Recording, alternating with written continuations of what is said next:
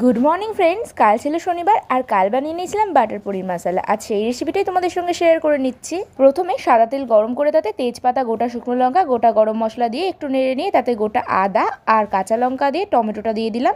এবার টমেটোটা সেদ্ধ করার জন্য দিয়ে দিলাম লবণ, 2-4টে কাজু আর 4 মগজ দিয়ে টমেটোগুলোকে নেড়ে এটা সেদ্ধ হয়ে গেলে এটা ঠান্ডা করে নেব।